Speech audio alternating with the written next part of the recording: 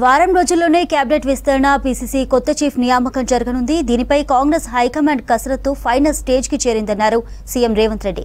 5 రోజులుగా ఢిల్లీ టూర్లో ఉన్న సీఎం రేవంత్ మంత్రులు, పార్టీ పెద్దలతో చర్చలు జరుపుతున్నారు.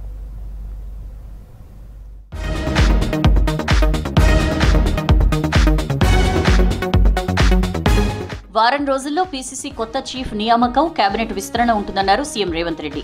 ఈ 2 అంశాలపై పార్టీ హైకమాండ్తో చర్చలు జరుగుతున్నాయన్నారు. 5 రోజులుగా ఢిల్లీ పర్యటనలో ఉన్న సీఎం రేవంత్ రెడ్డి మీడియాతో చిట్చాట్ చేశారు.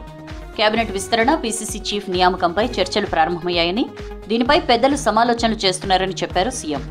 ఎవరిని మంత్రివర్గంలోకి తీసుకోవాలి, ఎవరికి పీసీసీ చీఫ్ ఇవ్వాలి అనేది పార్టీ పెద్దలే నిర్ణయిస్తారన్నారు. పీసీసీ చీఫ్ గా తాను 2 ఎన్నికలు పూర్తి చేశానన్నారు. జూలై 7తో 3 ఏళ్ల పదవీకాలం పూర్తి కానుందన్నారు. సామాజిక సమీకరణలను దృష్టిలో ఉంచుకుని పీసీసీ కొత్త చీఫ్ ను హైకమాండ్ ఎంపిక చేస్తుందన్నారు సీఎం. ఈ విషయంలో సామాజిక న్యాయం పాటిస్తామన్నారు. రేసులో ఎస్సీ, ఎస్టీ, బీసీ, మైనార్టీలే కాకుండా ఈడబ్ల్యూఎస్ వర్గానికి చెందిన నేతలు ఉండొచ్చన్నారు రేవంత్. కాంగ్రెస్ పార్టీ బీఫామ్ పై గెలిచినోళ్లకే మంత్రివర్గంలో చోటు దక్కుతుందన్నారు. ఇతర పార్టీల నుంచి వచ్చినోళ్లకు కేబినెట్ లో బెర్తు ఉండదని సంకేతాలిచ్చారు. రుణమాఫీనే తమ ప్రభుత్వానికి ఫస్ట్ ప్రయారిటీ అన్నారు సీఎం రేవంత్. దీనిపై 3 రోజుల్లో గైడ్ లైన్స్ రిలీజ్ చేస్తామన్నారు. ఒక కుటుంబానికి 2 లక్షల వరకు రుణమాఫీ చేస్తామని చెప్పారు. పంట రుణాల మాఫీకి రేషన్ కార్డు ప్రామాణికం కాదన్నారు. కుటుంబాన్ని గుర్తించడం కోసమే రేషన్ కార్డు పరిగణలోకి తీసుకుంటామన్నారు.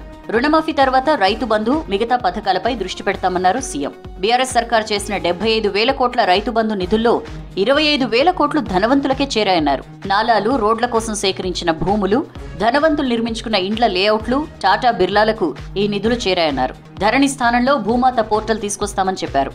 ఇప్పటికే ధరణి కమిటీ వేశామని, అందులో లోపాలను సరిదిద్దేందుకు ప్రయత్నిస్తున్నామన్నారు సీఎం.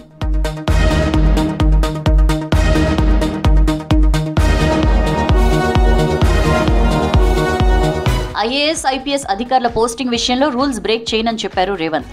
కేసీఆర్ చేసిన తప్పులను తాను చేయబోనన్నారు. రాష్ట్రానికి కేటాయించిన ఐఏఎస్, ఐపీఎస్లో బెస్ట్ ఆఫీసర్స్ తో పాలనను సక్రమంగా కొనసాగిస్తున్నామన్నారు. పాలనలో కీలకమైంది జిల్లాలు.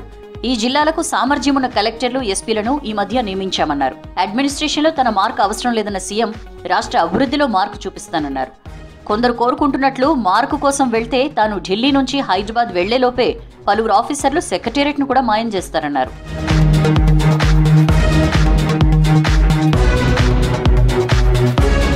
పార్టీ ఫిరాయింపులు ఒక్క తెలంగాణలోనే జరగలేదన్నారు సీఎం రేవంత్. కర్ణాటక, మహారాష్ట్ర, మధ్యప్రదేశ్లోనూ ఎమ్మెల్యేలు పార్టీలు ఫిరాయించారని చెప్పారు. గతంలో ఏపీలో 4 టీడీపీ ఎంపీలను బీజేపీలో చేర్చుకున్నారన్నారు. అసోంలో ఓ పార్టీ ఎమ్మెల్యేలు అందరినీ బీజేపీ చేర్చుకుందని గుర్తు చేశారు. పాత బస్తీలో విద్యుత్ క్రమబద్ధీకరణ ప్రాజెక్టును అదానీకి ఇవ్వాలని ఆలోచిస్తున్నామన్నారు.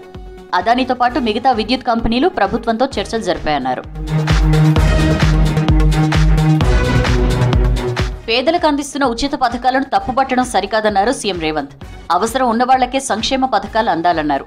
ప్రధాని మోదీ 10 ఏళ్లలో కార్పొరేట్లకు 16 లక్షల కోట్లు మాఫీ చేస్తే ఎవరూ ప్రశ్నించలేదన్నారు. కానీ మహిళలు, రైతులు, పేదలకిస్తే తప్పుపడుతున్నారన్నారు. ఉచిత బస్సు ప్రయాణంతో ఆర్టీసీ భవిష్యత్లో లాభాల బాట పడుతుందన్నారు.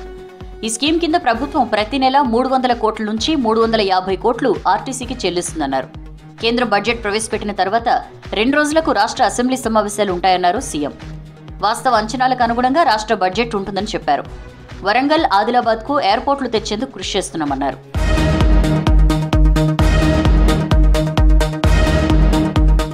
రాష్ట్రంలో జిల్లాలు, మండలాలను తగ్గించే లేదా పెంచే ఆలోచన తమ ప్రభుత్వానికి లేదన్నారు సీఎం. అయితే జిల్లాలు, మండలాల హేతుబద్ధీకరణపై డీలిమిటేషన్ కమిటీ వేయనున్నామన్నారు. జనాభా విస్తీర్ణం, మౌలిక వసతుల అంశాలను పరిగణలోకి తీసుకోకుండా మండలాలు ఏర్పాటు చేశారన్నారు.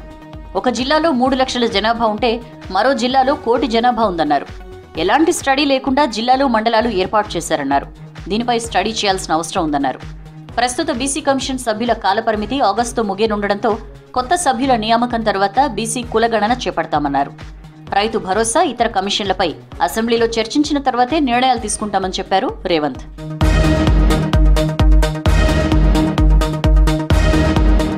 కాళేశ్వరం ప్రాజెక్టుకు సంబంధించి వాస్తవాలు అసెంబ్లీ ముందుకు తెస్తామన్నారు సీఎం. డ్యామ్ సేఫ్టీ అథారిటీ నిపుణుల సూచన మేరకు రిపేర్లు చేస్తున్నామన్నారు. గత ప్రభుత్వం అధిక వడ్డీలకు అప్పులు తెచ్చిందని, దీంతో ప్రభుత్వంపై భారం పడుతోందని తెలిపారు. రాష్ట్రం 7 లక్షల కోట్ల అప్పుల్లో ఉందన్నారు. మరో 1,00,000 కోట్ల వరకు పెండింగ్ ఫైల్స్ ఉన్నాయన్నారు. నెలకు 7,000 కోట్లు అప్పులకే కడుతున్నామన్నారు. గత ప్రభుత్వం 7 నుంచి 11% వడ్డీ వరకు రుణాలు తెచ్చిందన్నారు. దీంతో వడ్డీలను తగ్గించేందుకు ప్రయత్నాలు చేస్తున్నామన్నారు. ఈ విషయంలో కేంద్ర ఆర్థిక మంత్రి నిర్మలా సీతారామన్తో సంప్రదింపులు చేసేందుకు ప్రయత్నిస్తున్నామన్నారు. 1% తగ్గినా నెలకు 700 కోట్ల భారం తగ్గుతుందన్నారు. అవసరమైతే తక్కువ వడ్డీకి ఇచ్చేవారి నుంచి డబ్బు తీసుకుని ఎక్కువ వడ్డీకి తెచ్చిన కాడ కట్టేస్తామన్నారు రేవంత్.